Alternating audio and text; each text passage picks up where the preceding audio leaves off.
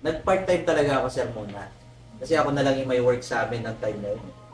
So, part-time ako, sir, mga 2 months. Mga 2 months.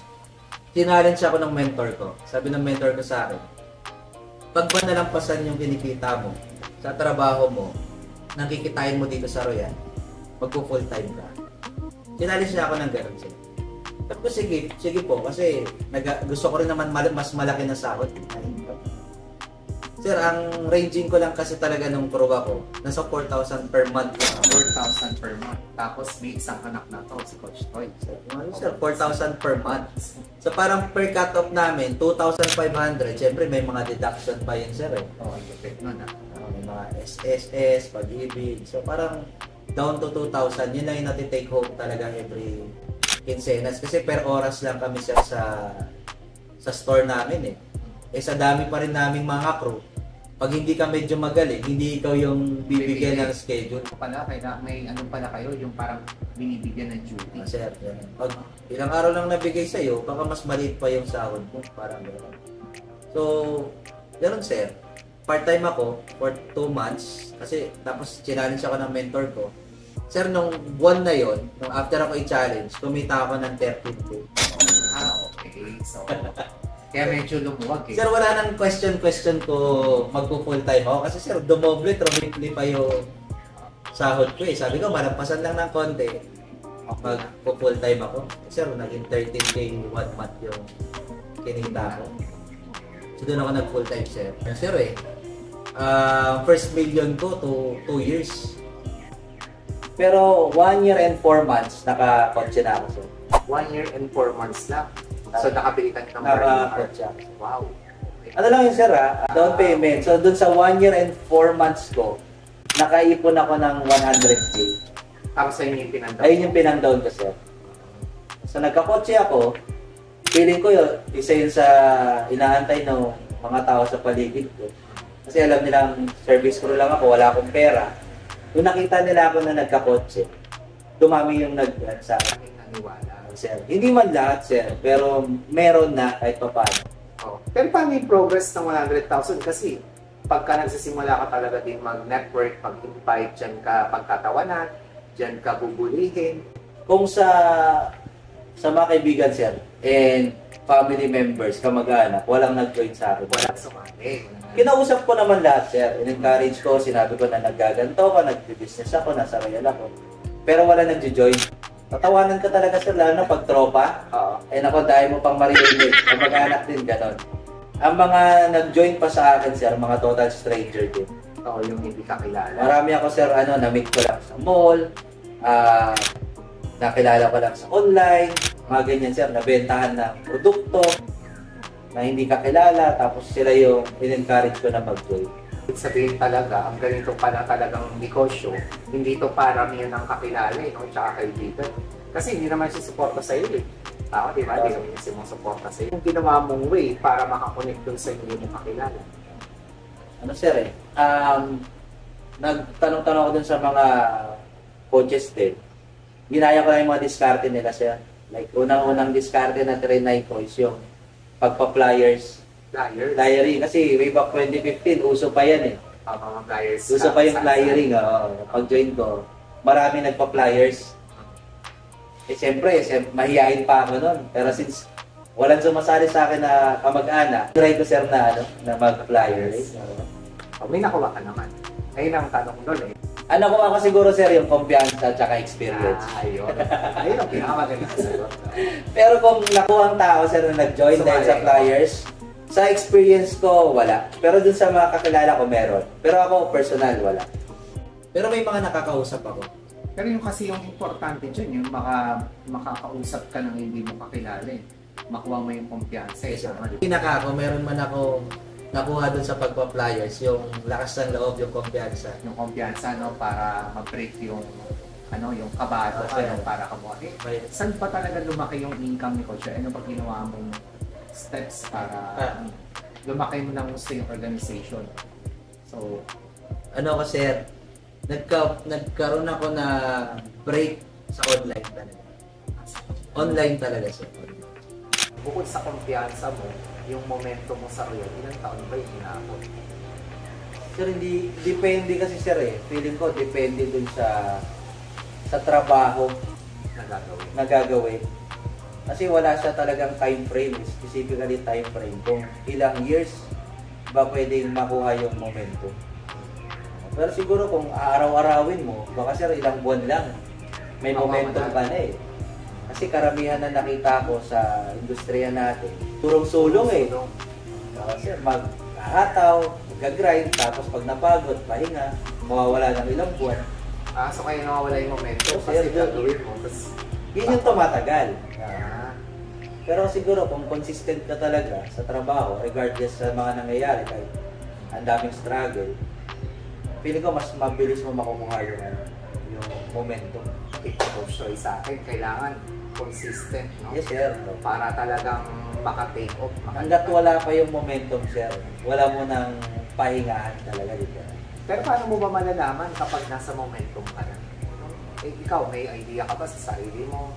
Sa sitwasyon mo? Ano bang... Pag momentum na, sir, parang alam mo yun, sir, yung pakiramdam na... Dumali na. Madali na, sir, talaga literal. Parang kakampi mo na, sir, yung universe, sir, na ano.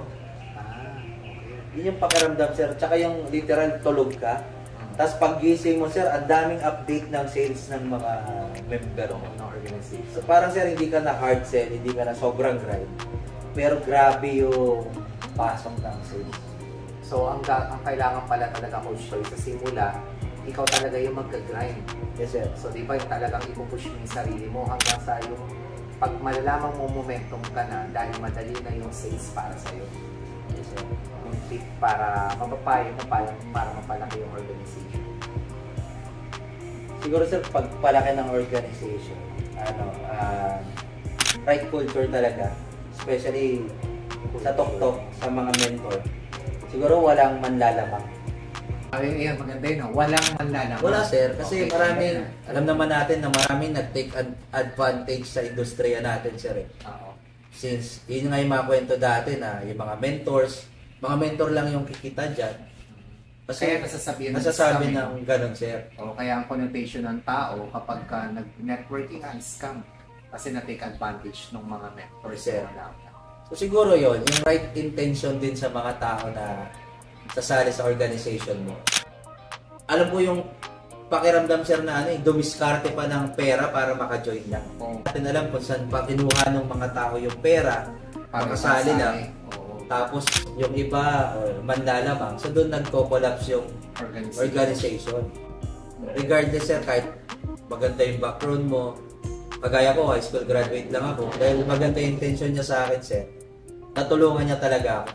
Madedevelop no? Sinamahan niya talaga ako, sir, kahit hindi ako yung tipo ng maganda yung market. Wala naman akong connection na maganda, pero tinulungan talaga ako, sir. Sinamahan ako. Grabe. So, talagang very encouraging yung mga sinabi sa atin ni Coach Troy coming from grand mentor ng Gideon Waves na ngayon na meron na malaking organization. So, ang laki na ng kinita sa Royal and Wisdom Circle na. So, maipapayo kung ano mga gusto mong sabihin sa mga nagsisimula, Coach, na na ngayon humahataw, talagang ginagawa yung negosyo. Ano ba yung mga maipapayo mo sila para maging kagaya rin na maging Coach Troy din balang araw, diba? Siguro yung message ko sa lahat ng mga nagsisimula tapos nangangarap din na magkaroon ng magandang sitwasyon, sir. Gusto rin magkaroon ng break, especially dito sa Royal, sa MLM. Huwag kang maiinip agad. Okay. Kung malaki yung goals mo, sir, kung malaki yung pangarap mo, hindi mo naman siya makukuha ng ilang linggo lang, ilang buwan lang. It takes time, syempre, kung malaki yung goals mo. Tapos, huwag kang magbibilang ng effort. Okay. Syempre, sir, sa negosyo natin, may times talaga na para madidisappoint ka, mapapagod ka, makakapil ka na parang walang nangyayari. Tapos, siguro yung pinakadulo, guided din ako nung nasa taas. Ayun, pinakamaganda. Ibig sabihin, sir, every time nakakatawa ko dati, nagpe-pray ko muna, sir, bago ko kausapin na, Lord, kung ibibigay mo to sa akin, yung prepresentan ko pala, thank you. Kung hindi po, tatanggapin ko na maluwag sa puso ko. Ay, maganda. Ibig sabihin, bago pala mag-invite. Bago pa lang, sir. Bago presentahan. Yung Pipray muna ako. So kapag hindi nag-join, hindi na masakit sa akin kasi baka hindi para sa akin kasi pinag-pray ko. So, siguro yun, kung pinakamatinding advice yun na habang umahataw tayo, pray pa din lagi, sir. Tingin ko yun yung madalas makalimutan. Kasi busy na, sir. Busy na. Dati naging guilty rin ako dyan, sir. Paggising ko, cellphone kaagad, anak kausap. Bago matulog, gano'n. Nakakatulog ka na lang, sir, na hindi ka nakapagdasal. Tapos pray, ano na agad, cellphone, sir. Malaki na kasi. So, guilty ako dun, sir. And baka yun, isa yun sa nagpapabagal din kasi hindi ka guided. O yun na, ang ganda ng tip yun na. Parang, at least paalala lang din. Oo, sir. Kasi naniniwala ko na yung nangyari sa amin na ganito, laki ng tinitirahan namin na bahay, sir. Nandito kami sa bahay ni Coach Roy, nakikita nyo may swimming pool. Ang dami. Yung mga sasakyan. Maraming sasakyan, sir. Income-wise, sir. Maayos talaga. Tapos nakapag-travel kami. Basta, sir, maayos yung sitwasyon namin ngayon. And naniniwala ako, sir, na combination yun ng trabaho natin, yung opportunity na meron tayo, tsaka yung blessing ng nasa passion. So, thank you very much, Coach Roy. Napakalaking yung mga nakakapanood dito, so ito yung I hope makapagbigay din ng confidence sa kanila, tsaka makaboost sa kanila na kaya ko rin na from Coach Roy Gomez, high school graduate. Sir, kaya nila. Wala yung posible, sir. Akala ko college, hindi talaga college graduate coach eh. Kasi pag nag-isip si Coach Roy ng mga paraan ng pagpapalaki ng grupo, iba eh. Talaga experience. Experience, sir. Thank you very much, Coach Roy. Maraming salamat sa pagpapaunlak sa ating interview. Yes. I hope sa mga future na maulit-ulit to. May mga questions pa yung ibang mga viewers natin o mag-comment kayo kung ano yung mga gusto nyo pang itanong. Sagutin natin. Yes, sir. Thank you so much, sir. Thank you so much. Alright guys, see you. Bye-bye.